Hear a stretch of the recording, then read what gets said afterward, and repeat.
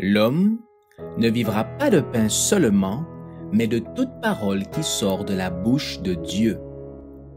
Voici votre moment de méditation quotidienne. Pour mieux connaître Jésus-Christ.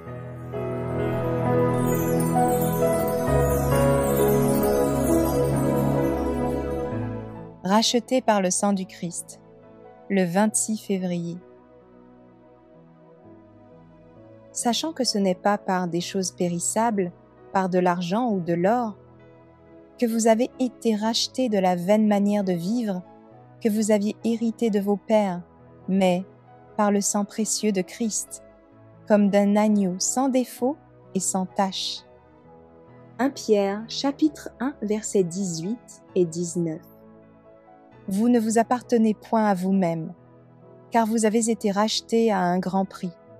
Glorifiez donc Dieu dans votre corps et dans votre esprit qui appartiennent à Dieu. 1 Corinthiens chapitre 6, versets 19 et 20. Rendrez-vous à Dieu ce qu'il a racheté à un grand prix? Voulez-vous lui donner vos facultés de pensée? Voulez-vous les mettre à part pour son service de gloire? Elles lui appartiennent. Il a payé pour elles un prix infini. Voulez-vous vous asseoir à l'école du Christ afin que votre conscience éclairée soit une sentinelle fidèle veillant aux intérêts supérieurs de votre âme? Le Christ s'est acquis vos affections. Voulez-vous les gaspiller, les pervertir?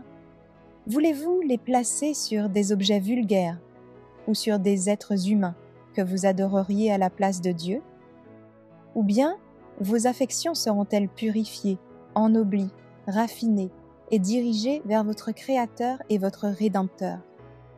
Dieu n'occupera pas un cœur divisé et ne partagera pas son trône. Tout rival qui retient les affections et les dirige loin du Dieu d'amour doit être détrôné. Le Seigneur demande tout ce qui est en nous, sans réserve. Le Christ nous a rachetés et nous fait l'honneur d'être ouvriers avec lui. Portez le joug avec le Christ et marchez tous les jours avec lui. Comment le ferez-vous? En comptant sur le secours auquel Dieu a pourvu. Le Seigneur n'a-t-il pas dit « Demandez et l'on vous donnera, cherchez et vous trouverez, frappez et l'on vous ouvrira » Matthieu chapitre 7, verset 7. Dieu qui nous a rachetés veut régner dans le cœur de chacun de nous. Notre esprit et notre corps doivent lui être soumis. Nos habitudes naturelles et nos appétits doivent être mis au service des besoins supérieurs de notre âme. Mais nous ne pouvons réaliser cette œuvre par nous-mêmes. Il est nécessaire pour cela que le Saint-Esprit nous renouvelle et nous sanctifie. Au service de Dieu, il ne peut y avoir une œuvre inachevée.